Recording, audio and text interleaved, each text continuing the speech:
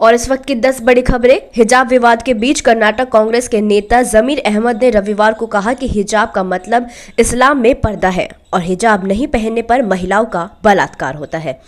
हुबली के कांग्रेस विधायक ने दावा किया, आज आप देख सकते हैं कि हमारे देश में बलात्कार की दर सबसे अधिक है। आपको क्या लगता है कि इसका कारण क्या है? इसका कारण है कई महिलाएं हिजाब नहीं पहनती हैं।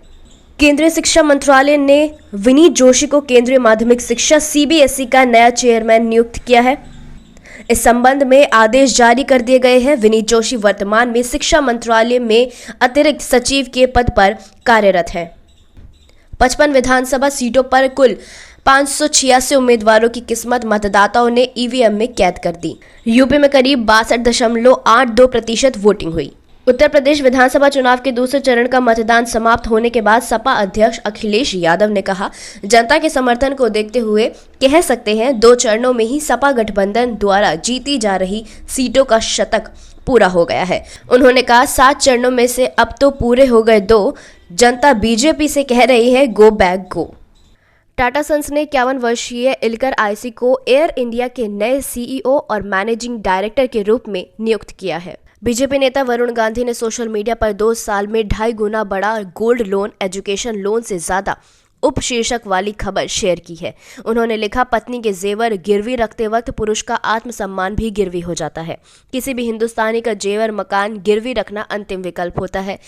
क्या यही नए भारत के निर्माण की परिकल्पना है? पंजाब के मुख्यमंत्री चरणजीत सिंह चन्नी ने आरोप लगाया है कि वे राहुल गांधी की रैली में शामिल नहीं हो सके क्योंकि प्रधानमंत्री नरेंद्र मोदी के दौरे के कारण लगे प्रतिबंधों के चलते उनके हेलीकॉप्टर को उड़ान भरने की अनुमति नहीं मिली। चन्नी ने कहा, मैं एक मुख्यमंत्री हूं, मैं कोई आतंकवादी नहीं हूं कि मुझे उड़ान भरने की अनुमति नहीं मिली।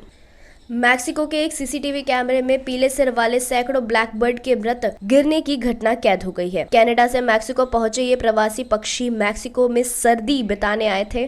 पक्षियों की मौत का कारण अब तक पता नहीं चल सका है, लेकिन ऐसा माना जा रहा है कि ये अधिक प्रदूषण के चलते मर गए हैं।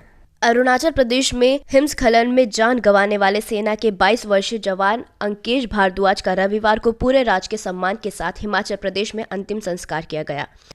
अंकेश के माता पिता ने उन्हें दूल्हे की तरह तैयार किया और उनकी अंतिम यात्रा के लिए बेड बुलाया गया। अंकेश के घर को भी शादी समारोह जैसा ही सजाया गया था।